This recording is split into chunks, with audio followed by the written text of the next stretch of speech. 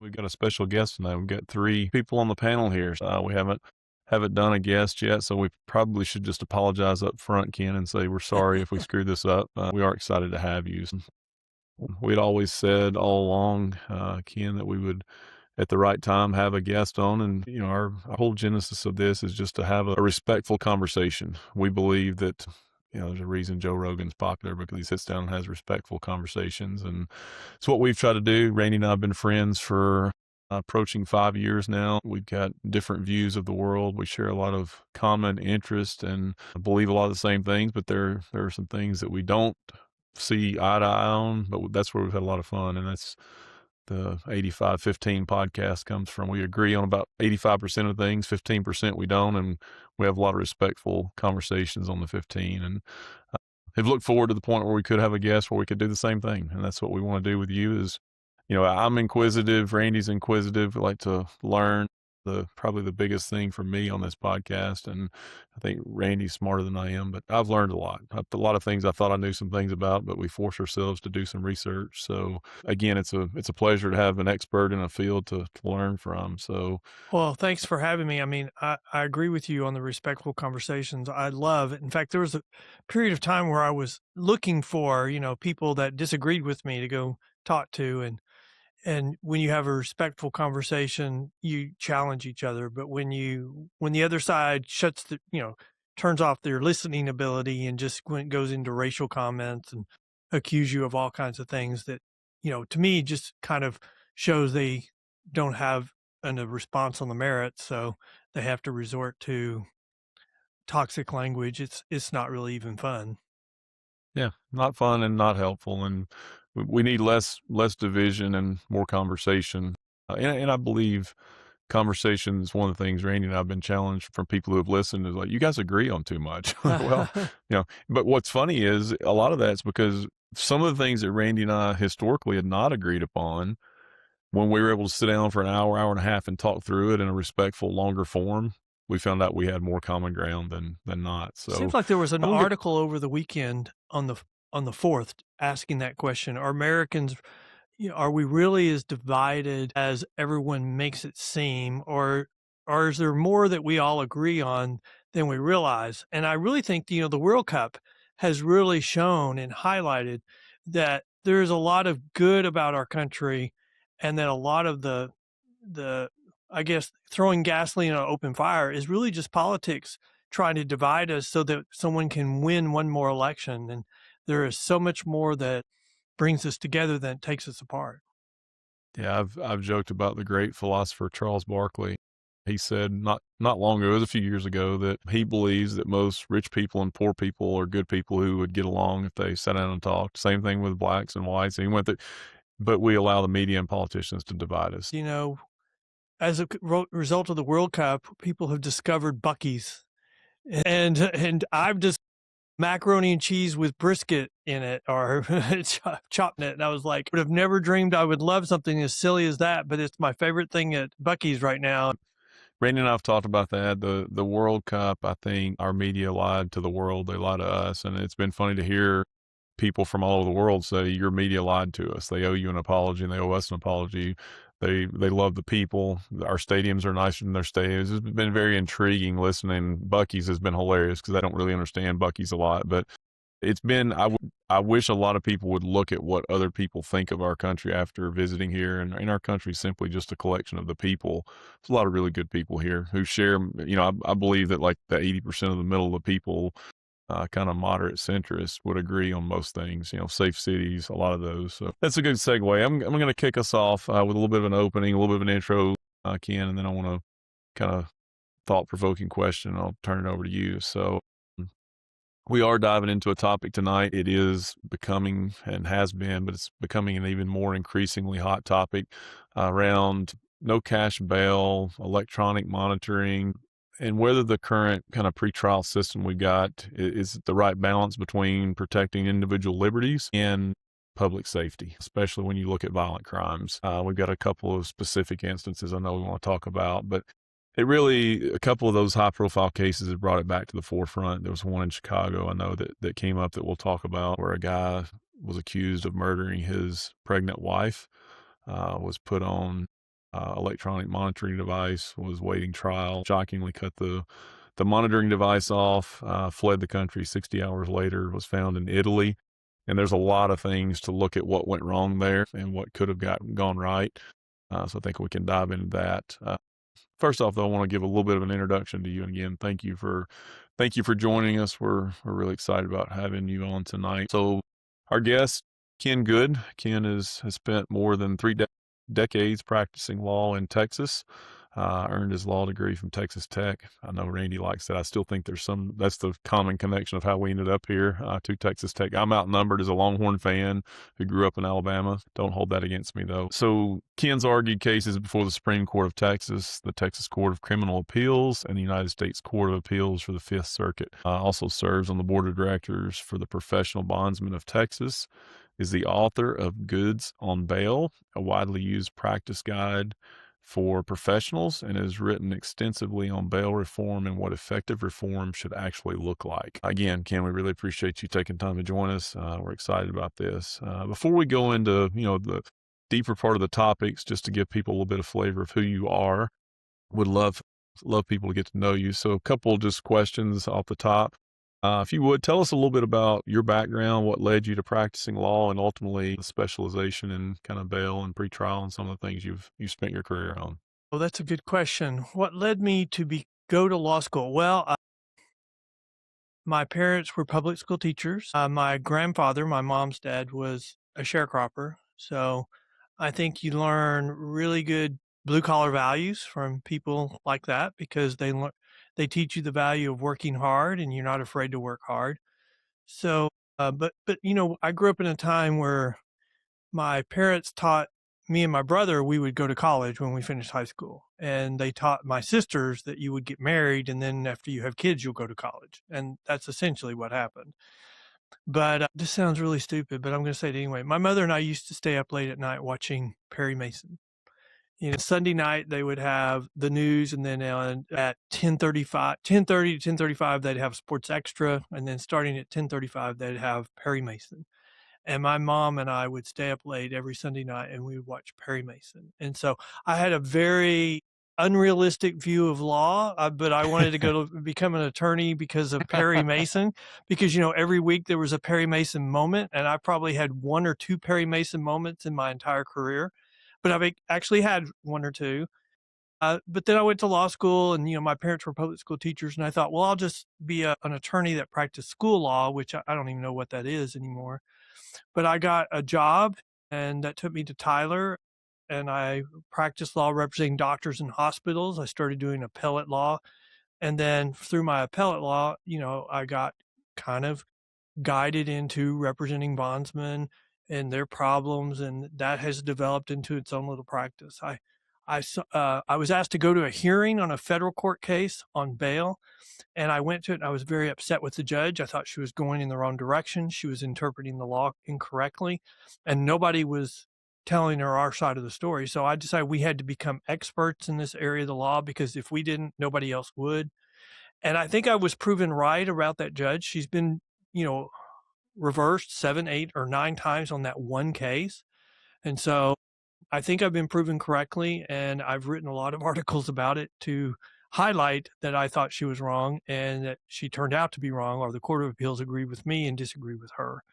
And so that's kind of developed. But, really what I'm most proud of is I'm married to another lawyer, and she and I have 2 girls. Our oldest just got married 10 days ago or so, and our youngest is a senior in college. So I feel like, life is starting to pass me by, or I'm getting to the point where things happen very quickly. The years seem to stack up very quickly. You blink and it's summer, you blink and it's summer, you blink and it's summer. So, man, arguments in your household must be fun, right? Well, I've told this story many times, but I learned very early, don't quote case law to your wife in bed. And you would think that would be advice that I did taught, but I did need to be taught. Don't quote cases to your wife in bed. It's not very romantic. Sounds like a good piece of advice. So here's something, and this is something Randy and I've tried to do when we go research each topic we're talking about, is I love to start at the fundamentals. Again, I'm Mhm. not the smartest guy, but I always like you hear words, you hear phrases, you hear things, and everybody has a concept of what it is, and I'm bad about that. And I told Randy that the best thing for me is each one of these I've learned something about every topic we've talked about. We've just kind Sure. of Sure. we're 2/3 of the way through a series kind of on libertarianism Mhm. and limited government, and I thought I knew a little bit about it until the more I spend, and then I realized I'm dumber than I thought the more I do research. So I think it would be helpful to Randy and I and to people listening when you hear and people hear the word, bail bondsman, there's an immediate Mhm. something picture that comes to my mind, I'm sure to Randy's and to our audience. But what's kind of the misconception around bail bondsman in the system? What is it and what are the common misconceptions around that? Well, I think the biggest misconception is that Dog the Bounty Hunter is a bail bondsman. He's not. I mean, he's not a bondsman at all. He's a recovery agent, and he's a recovery agent that's high profile. But I think what is bail? Bail dates back all the way to our founding fathers. It's part of the common law that came over from England, and common law means just custom and practice. So a bail bond historically is a document signed with a court.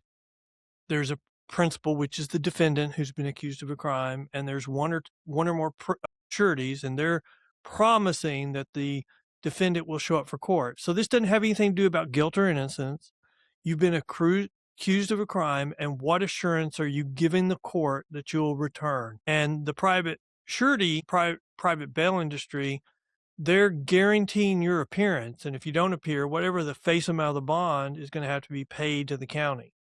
And so that's kind of the way bail works for the private industry.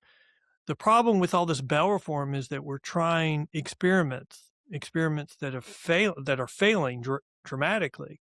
And the other side won't admit they're failing, and they won't even admit their experiments. They have all these pseudoscience studies that say, oh, this will make you safer. But then when you look in all the numbers that, well, we're releasing 20% more people, so we're going to have more crime. But they say that is, we're staying the same because you have to anticipate you're going to have more crime when you release more people. So they call that no increase. And that's the problem with this bail reform. They're playing fast and loose with the numbers, and they won't agree to anything. You can't find a compromise because they're not people who will admit what they've done has created more harm. And now they're in a box they can't, because if they do, the voters will punish them.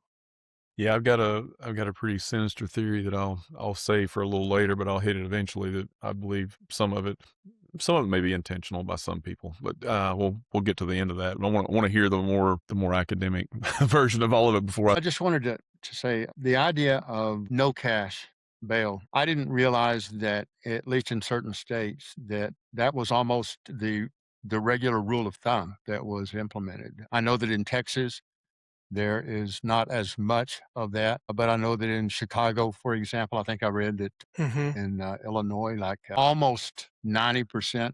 In fact, it looks like they're shooting for 100% no cash bail. Mm-hmm. As just a citizen who's concerned about public safety, I find that almost horrific. And I understand that the argument about ensuring that bail is not unreasonable, that for those individuals who are not a threat, although who's making that judgment kind of concerns me a little bit, perhaps should not be so encumbered by the cost of bail that they end up having to spend time in jail that perhaps is unwarranted. At least that appears to be the argument. What I was going to ask you is, I'm a stats guy. Mm-hmm. Mm-hmm. I taught in college for 16 years, and I taught primarily research principles. And I always told my students that when you look at statistics, the first thing you have to look at is the source of those statistics. So I Mm-hmm. was looking at failure to appear rates, and I'm going to let you speak to this because the rates seem to vary wildly across the country. National statistics, at least from one source, say that when you've got a serious felony offender, that the FDA rate is somewhere between 15 and 20%. But that as you get into misdemeanors and civil cases, that can climb up to almost 70%.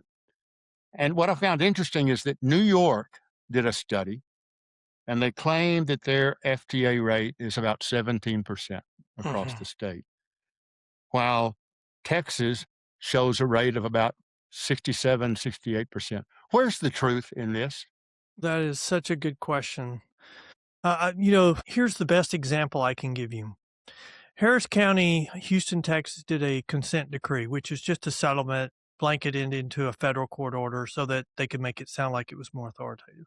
Part of the consent decree required the county to track failure to appear rates. So they spent millions of dollars, set up this new system. So we started looking at the failure to appear rates according to the system they set up. The Houston Police Officers Union did a 1 week review of dockets for misdemeanor courts and found a 75% failure to appear rate on these simple release, these, you know, non-cash bail systems. And then Harris County Court Watch downloaded 2 years worth of data from the district clerk's website, used the same formulas, and found an average 83% failure to appear rate on these no cash bail release mechanisms. And so what was the county's response? They just quit using that. They took that down. They said, oh, it's not accurate, even though they were ordered by the court to track that information. You used Chicago as an example. Cook County, their county clerk released data saying they have over a 70% failure to appear rate. I did a podcast with a DA from California that said all misdemeanors in California use simple release, non-cash bail, and they have an 80% failure to appear rate. So there's a lot of data coming out. The problem is you've got a lot of cooked data that's from the activists saying, oh, because, before, the Houston Police Officers Union report, we had a report issued every 6 months from the activists saying, oh, the failure to appear rate's really low. It's like 40. And then once, these reports start coming out, they're like, oh, well, we don't know what it is. It's hard to track that information.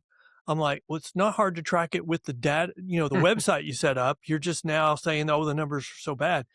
And what you're seeing now is you're seeing a focus from the activists saying we should only look at willful failures to appear when they willfully, intentionally missed court. And I look at that as an admission that the failure to appear rates are really bad for them on these simple release, non-cash bail systems. So now they're trying to refocus the debate all on something completely different and say, well, we should only punish people for an intentional failure to appear. And the problem with that is any failure to appear damages the court the same because courts can't go forward without you present. You have a constitutional right to be present. So if you miss court, your case gets put on hold. And also you have a Fifth Amendment right not to testify against yourself. So how are they going to determine whether you had an evil intent if you're not going to testify against yourself, if they can't force you? And so it's just one more attempt to tie the hands of the judges so that they can't do anything when someone fails to miss court. And when you miss court, cases get put on backlog. What's that do? That puts pressure on courts to dismiss cases because that's the only way you can get over a big backlog. And when you start dismissing cases, criminals see that as a green light to commit more crime. Let me ask you a question around that, Ken. I mean, again, going back to kind of the definitions of things, you hear bail reform all the time, right? That's a buzzword phrase. Sure. Kind of when did that start, and what's your interpretation of the intent of that, and what do you believe the real intent of that is? Well, I think it all started from an argument of we're going to have to change the way we do bail because the courts are going to hold it unconstitutional because it is unconstitutional. That was the original argument. And so the original push in Harris County was because of this argument that it doesn't matter, the courts are going to hold unconstitutional. And so we went for a period of time based upon that argument. The problem is the Fifth Circuit and the Tenth Circuit have now held bail constitutional. And so then the argument went from it's not constitutional to, well, it's just not fair. We need to treat everybody the same when bail is never intended to treat people the same. I mean, so you're seeing a lot of this bail reform now being based on what's fair. So like New York is a really good example. They made a list of crimes, and if you're on that list, mostly low-level misdemeanors or really misdemeanors because some of them are high-level misdemeanors. If you're on that list, the judge has no discretion. He has to release you without bond. on no bond, which in Texas it would make it sound like you couldn't be released, but it means you're released without bail, like on your own recognizance. And the problem with that is when it's a charge-based release system, doesn't matter how many times you commit that crime. As long as you're on that crime, the judge has to treat you the same as they treat everybody else, no matter what your criminal record is. And that's probably the biggest problem, or the biggest assumption now, is this argument that we need to treat everybody the same, when the criminal justice system was never intended to treat everybody the same. I mean, it's intended to give as much pressure as needed to cause somebody to change and become a productive citizen. But when you set up a system where we're going to treat everybody the same, and you set up a system where they can miss court 17 times and there's no accountability for it, they just keep getting released on the same bond over and over and over, well, then that's a problem. I mean, that's a huge problem.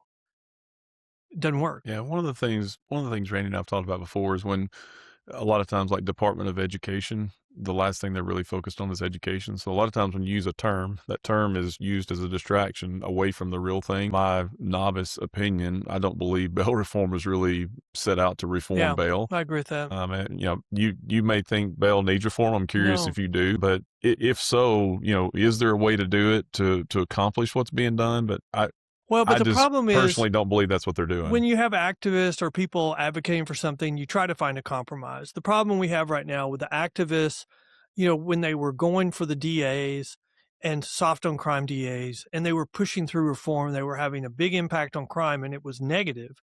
And so we found that those soft on crime DAs had a short shelf life. Either they would only have 1 term or 2 terms, and then they usually were followed up with a law and order DA. So, and that's not what they wanted. And they wanted but they did a lot of damage really quickly. Now they've kind of gone into some judges, and now they're getting some hits with the judges.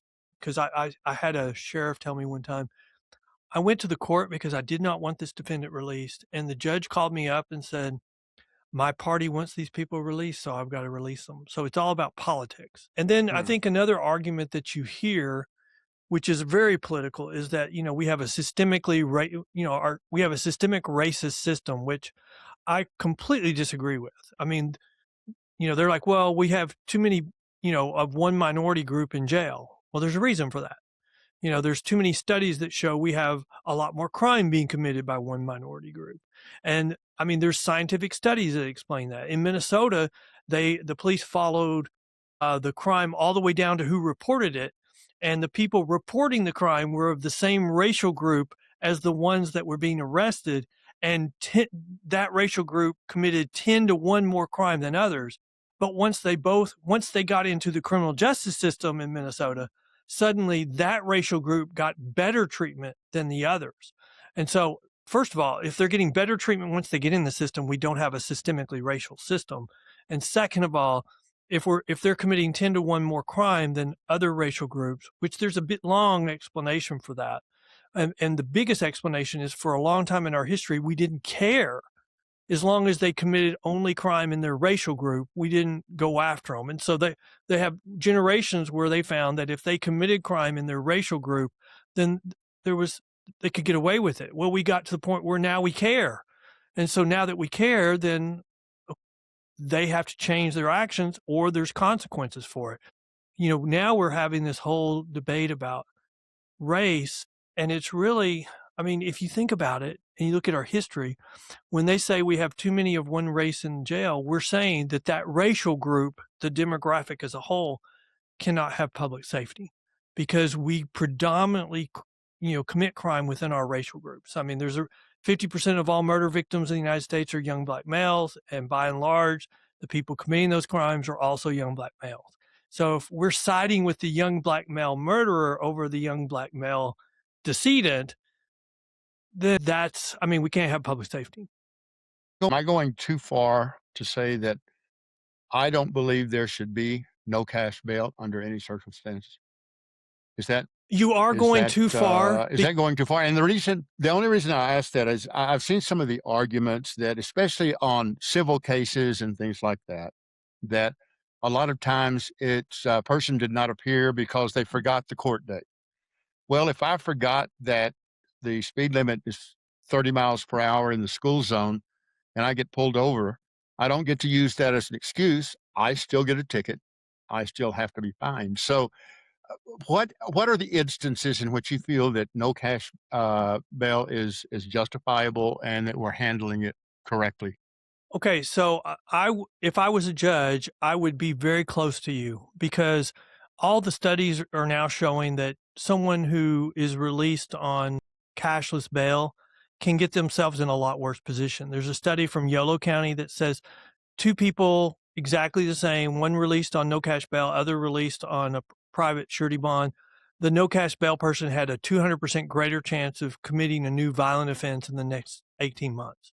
I mean, that alone, if I was a judge, I'd be like, I'm not releasing. I mean, you're going to have really, really good family support. You're going to have something before I'm even going to think about it. But I think for our Constitution, we have to have that as an available option for first-time offenders who are poor, because you can't hold them in jail. But my argument is once you have a criminal record, if you have an extensive criminal record and you can't afford the bail that's set by the judge, you're not in jail because you're poor. You're in jail because you're a public safety risk. So I think once you have a record, a criminal record, then it changes. But I think there are first-time offenders who would be eligible for simple release. I just don't think there's near as much of them as we hear.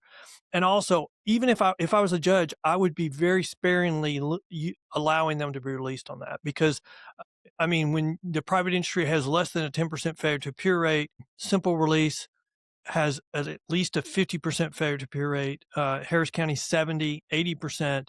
I mean, you miss court, that could result in a felony charge of bail jumping. So why would you want to do that? I mean, why would you, as a family member, why would I want any of my family on simple release or non-cash bail if that's going to create a 200% greater chance they're going to dig a bigger hole for themselves? Let me ask you this. Do judges have too much discretion when it comes to bail? Bail is regulated by the states. And I would say in our urban areas, the push for bail reform is to take discretion away from the judges. So, and it's because they don't think that they're doing what they want them to do because the judges know people have criminal histories and that affects public safety. Probably the number one indicator of what they're going to do in the future is their criminal history. So I think the bail reform movement is taking away discretion. When they make a list of crimes in New York that says if they are accused of a crime on this list, you have no discretion, you have to do ABC. Well, now we've had 3 rollbacks in New York of their reform, and each rollback has been to take things off the list and give it back to the judges' discretion. So they've gone too far. And it's still one of the number one issues in this governor's election in New York. Right. And Again, do we have judges across the country who are abusing their discretion, in your opinion? Sure, absolutely. We've had judges in Texas abuse their discretion. One of the things that the activists have discovered, and this is just my opinion, they've discovered that if they dismiss a criminal case for lack of probable cause, that's something the state can appeal. And so, you want to clear out a bunch of cases really quickly. Well, you just find there's no probable cause and it gets dismissed. And then the state can't appeal. They can refile it. But when, on average, they're getting, 1,000 new cases a week in some place in our urban cities like, Houston, you think they're going to go back and refile cases that were dismissed? They're just going forward. So, yes, I think we have people that abuse them. And even in Houston, we've had a judge that's been sanctioned by the Judicial Commission. This is the worst thing I've seen since bail reform was attempted in Texas. A judge was elected, and he was elected as an activist, and a defendant came before him with the prosecutor to plead guilty. And the judge refused to accept the guilty plea, found the defendant innocent, and released him. Now, think about this. He's there for a guilty plea. He's not there for a trial. The judge finds him not only, I'm not accepting the plea, I'm finding him innocent and I'm releasing him. I mean, that violates all kinds of canons. And the judge got in a lot of trouble for it, and he should have. Wow. So Ken, I've got you brought up something earlier, and you were using a term, and you hear it a lot, the systemic racism, and you've talked about the activist judges. My belief is systems aren't racist. Systems are merely systems. anything can be used for good or bad, but it's really people that are racist. So to even use the term racist around systems makes no sense to me by nature of kind of how it works. People are racist. Systems are kind of amoral. They don't really do anything. Sure, they're set up by people, so you could have something that gets there. But when you start saying the whole justice system and these generalities, I think that's a whole problem. But you've mentioned kind of the activists and activist judges.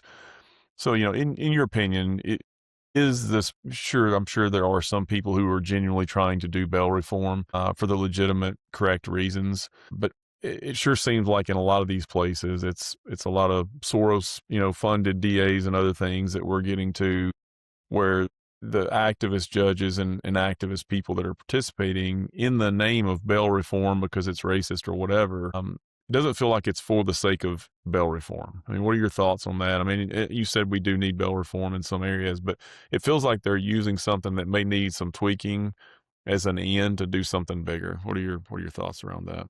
Well, I mean, I don't know. I'm not sure if I said we need bail reform. I think we need to go back to what works, and what works is Okay. taking away Yeah. a lot of these bail reform. But we're always looking for ways to improve the system. In usually with the private industry, anything that improves the criminal justice system is good for the bail industry. Anything that destroys the criminal justice system is bad for the bail industry. But I would say I would say that the people voting or the groups voting for these changes is made up of a coalition. And I think there are parts of the coalition that really want to do damage. They don't believe we should have jails. They don't think we should have accountability. I mean, I've been on a debate where the argument from the other side, from the activists, was if we just provided homes for these people, then we wouldn't have crime. And I'm like, don't we already have programs that do every bit of that? And don't we have situations where we're providing them tiny homes now and they just turn into drug dens right now? And so, and really, are you going to argue that if they commit one murder, we give them a home, and if they commit a second one, we give them a summer home? Is that really your argument? I mean, we need to have accountability. I mean, that's the reason why we come together as a community. Historically, or, in the old West, we'd fight with everybody. We'd get a posse and we'd go get them. Well, we compromised all that. And, our criminal laws are to protect the criminals, not to protect the public. And the reason why, I have a lot of faith in the criminal justice system and it coming back to law and order is if we don't, we're going to have more and more vigilante justice because the public calls for public safety. And so I do think there's a segment of these groups that are there to cause turmoil, but I think there's a lot of them that are true believers, and they're not going to be there, and they're not going to put up with it for a long time. But I don't think we've hit the extremes yet. Look at what happened in New York in the most recent election. Some of the Mamdani endorsed people won, but I think we're at the point where those people are not winning except in the Democrat strongholds. So that's good for the country, bad for those areas. I mean, you can look at Plantner or, what's his name from Maine, who looks like he's on the verge of pulling out of his race for senator. It's not, I mean, you could argue that he's finally doing the right thing, but no, it's 5 days before the deadline for them to replace him, and all the bad press is coming out. It's not like they didn't know this all the time, but his numbers were high, so it didn't matter to them. Now that his numbers are cratering and the Republican senator is taking the lead, suddenly they have a conscience, and that's kind of where we are. I mean, they are results driven. We saw that same thing in the presidential election, didn't we? It's weird when they see the numbers tanking, all of a sudden, things change and some information comes out nobody knew. It's weird. Yeah, and isn't that the whole problem with one side of our party, or one extreme of our parties? Is you don't like this extremist, let us give you a different extremist with a different personality. They don't police their party anymore. Yeah, no doubt. And I do think, and that's what I'm hopeful. I don't identify as a Republican or Democrat. I feel like I'm a little bit of a homeless person when it comes to a political party because I think there's factions of both of them that suck. It really is, how do we get somebody who's moderate, who believes in safe cities, strong public education? There's a list of things, again, that I think 75 or 80% of the country probably have no disagreement on. Yeah, So but how do we the get back problem there? with that is the money in the politics is taking away the moderates. And so all That's we're right. left with Yeah. are the extremists. And the Yes. extremists on the left are becoming very, very extreme, something that I've never really seen. I mean, my grandfather was something that was called, a yellow dog Democrat. But in my lifetime, he ended up voting Republican. I'm going to tell you right now, I mean, he wouldn't recognize the activists in that party right now, and there would be nothing he could support on that. And so it's going to be interesting to see, because we need one more national election where we vote not law and order to reset the Democrat Party, which historically has been law and order.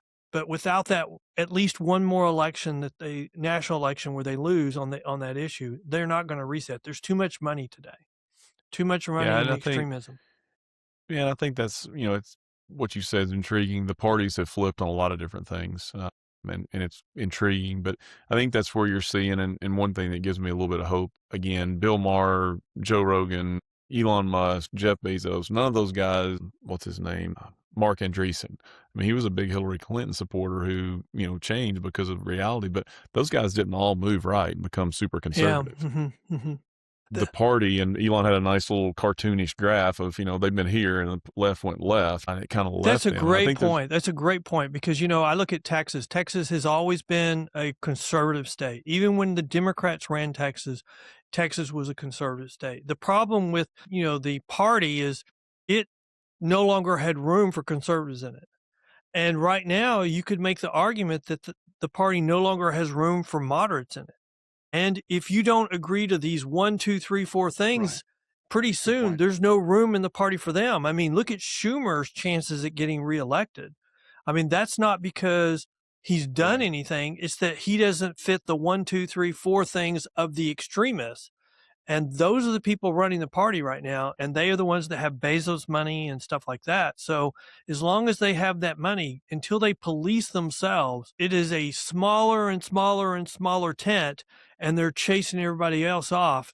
Tucker Carlson has announced, or there's been articles saying he's going to try to start his own party. I would say Trump talked about doing that, but you know who he went and met with? He met with the pros who did that or tried it and didn't have any success, and made it easier for one of the two parties to win on a plurality, a smaller plurality. So I think that, Tucker says he can't vote for the Republicans anymore. He says he could never vote for the Democrats. Then, I mean, to me, it just sounds like publicity for his show. Elon did the same thing when he and Trump got into it, and then he kind of came off the thing. I mean, I think there's got to be some kind of realignment, but I think, a couple things around this. So, I think you're in agreement with kind of what we're saying. There is a faction of the Democratic Party that is bastardizing this term bail reform, in the name of trying to help poor minority people. Well, I think it's worse than that. I think they're using it for the next election. Before a national election, probably not this last time, but probably every time for the last 5 or 6 before that, you would have something happen in the news and they would start having protests, all these public things. And then they'd say, oh, you need to get angry. You minority group, get angry, and you need to come out and vote in bigger numbers. The problem is, Minneapolis. What happened in Minneapolis when Nick Shirley shows up and he highlights the Leering centers and some of that. It's shocking how the protests started happening over ICE. Yeah. And then it kind of calmed down once, when Nick Shirley went to California, it calmed down. So, but then, once the elections were over and they won, then everything went back to normal. That's what happens when you create a mob. You lose control of the mob, because then the mob started voting for the true believers. And that's really what you're seeing. The Chuck Schumer debate about him being able to win re-election, the AOC is, they went and turned their backs on the party elites and voted for the true believers. It's just that the true believers are downright crazy in my book.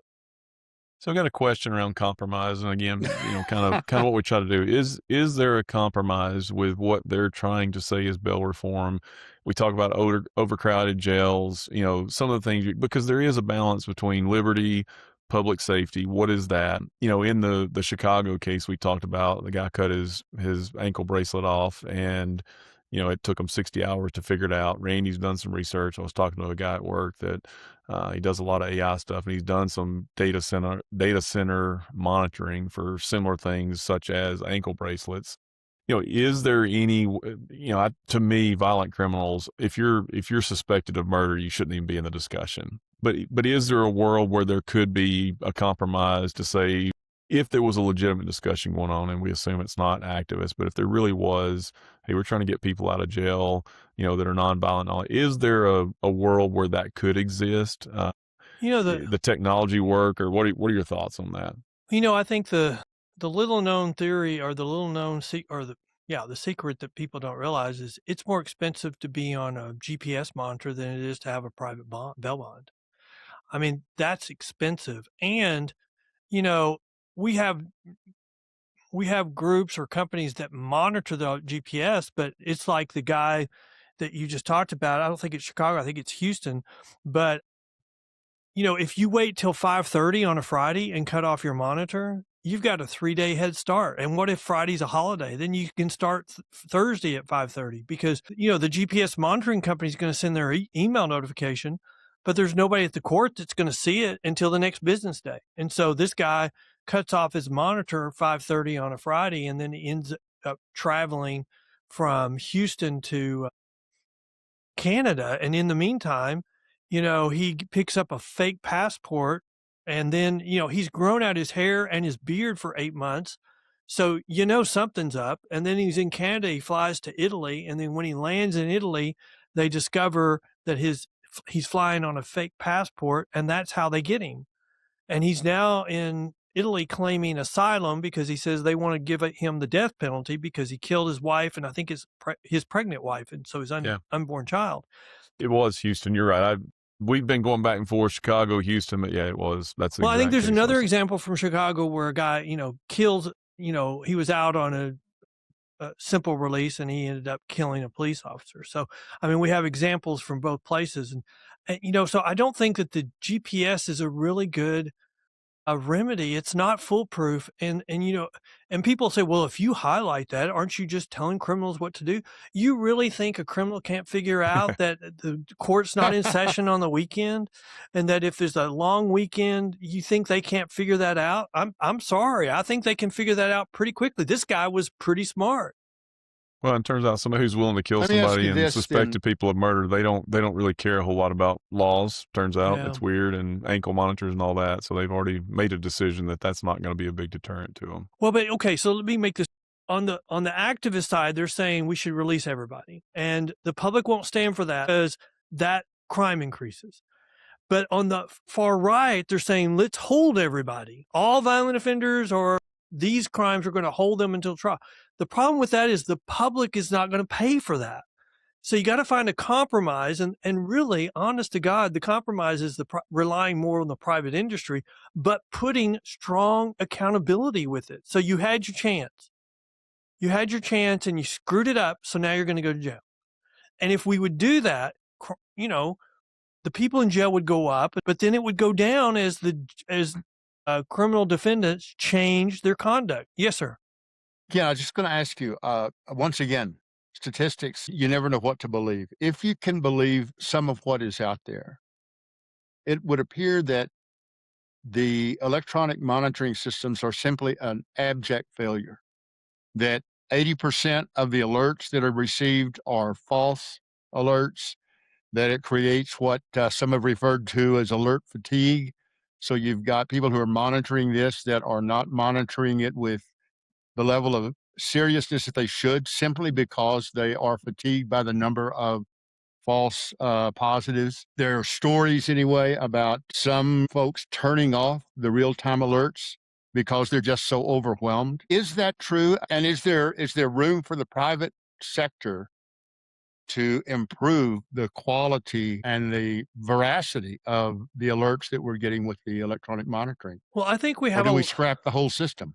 Well, I think we have a growing industry of the private industry. The problem is the interface with the courts. And let's compare the system that you just mentioned with the private industry, where someone gets out on bail, they have to report weekly or bi-weekly to the bonding company, depending on the severity of the crime. Mm-hmm. And if it's a very severe crime, they say, not only do you have to report, you have to come to our office. And so every time they report, they may use an app, and the app says, take a picture. And when they send that picture and they report, it sends their GPS location. Now, I think we would agree that of the two that we just talked about, with all the false negatives and the cutting off, getting a head start, one is far superior than the other. And I think far cheaper is Yes. also what the public does not know. But, the problem is, nobody likes the bail industry. We'd love to replace the bail industry. But the reason why it's been around for 200 years is there's not an alternative. There's not an alternative that has the same result, the same high level of accountability. And until we have that, all these other things are experiments that are going wrong and jeopardizing public safety. Ken, that begs a great question. Why is the bail industry hated? I mean, because you're articulating it's a good solution. I think it is. I would It's agree. been around a long time. Yeah. So what's the problem with what's creating that perception, and That's why a is everybody good. so against it? Well, okay, you know what? The bail industry is a low-hanging fruit because, we're dealing with criminals. I mean, are people who are accused of crimes. And so, in a lot of areas, they would say, what's the difference between a bondsman and a criminal? And so they're not going to see much difference. Chicago, when they got rid of the private bail industry, they're saying, well, we're taking out the middleman and just letting them pay the courts. The problem is they not only took out the middleman, they took out all supervision and they took out all accountability, which is the heart and soul of the private industry. So, you know what? I haven't talked about what has caused this, but I've talked about at length to the bail industry. You work 20 years to get the great reputation you have. Your family is second generation, third generation in this business helping people. It only takes one screw up and suddenly you're a freaking lying bail bondsman. And I'm a freaking lying bail bondsman's lawyer. So I'm like, you have to be very careful because when we go into a courtroom, we don't go in on equal footing. And I don't really know why that is because, we're an integral part of the criminal justice system. In Texas, even with all this push for bail reform, the bail industry, according to the statistics with the Office of Court Administration, is still like 80% of all releases in the state of Texas. I don't know if that's completely accurate, but that says the private bail industry is intricate to getting people to go to court in Texas. So that's interesting. I think there needs to be a reforming of image, probably, however that can happen, and maybe highlighting the positives of what it is, and instead of trying to do away with it and make it cashless bail and do it away, maybe the reform that could be would be to kind of do a image rehab, highlight the positives, But we are seeing that because there was a time I go to the legislature, and I've been going to the legislature for a long time. We testify in support of bills, we testify against bills, and there's been a long period of time where the police officers union would come to us and say, behind closed doors, we're supporting your position, but we're not going to do that in the public. Now that's completely changed. I mean, I've been before a committee where the people that testified right after me were police officers, and they're like, I want to highlight what Mr. Good just said. that's awesome. I want to rely upon those statistics too. And so, but we've put in the work at the legislature, and we've become really good resources, and we have really good friends at the legislature. And, if they want to know something, they'll call us. But I'm going to tell you, it's still hard when you see these people who are working against you get the royal treatment in some of these offices, get brought in and they get catered to. And then we're fighting to get to the door to tell our story. We have the winning story. It's just sometimes we don't have the opportunity to tell it. And I remember spending a day at the legislature, and I got in, I told my story to everybody, and I was fighting to tell our story. And at the end of the day, the opposing group was posting their picture with the Speaker of the House and their little meeting. And I'm like, okay, well, one of us cares about publicity, other one just cares about getting our story done. Yeah. Wow. So one thing, I just have two final questions for Ken, and then I'll shut up. Number one, I know that Governor Abbott has got some support for tightening the bail rules in Texas. Do you think it stands a chance, number one? And then number two, what would you recommend to the average citizen out here who is concerned about public safety? How can we influence the decisions that are being made within our states and within our communities? Well, in Texas, we've passed two major bail reform bills. So we have SB 6 from 4 years ago and SB 9 from this legislative session.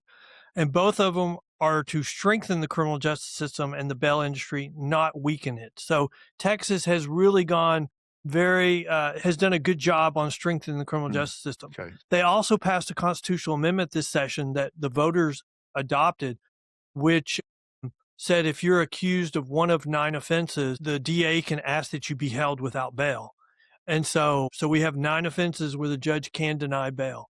What the governor's agenda for this upcoming legislative session is dealing with is he wants people who are in this country illegally to be denied the right to bail, so they get held. The bail industry actually supports that because right now we have a terrible problem where when somebody wants to get bonded out of jail, the jail will not confirm if there's an ICE hold. They're precluded by federal law from confirming that. And so we have to deal with the family. And if the family lies to us, then we post a bond. Well, that gets them released from the local jail. But if there's a hold from ICE, well, then they get turned over to ICE.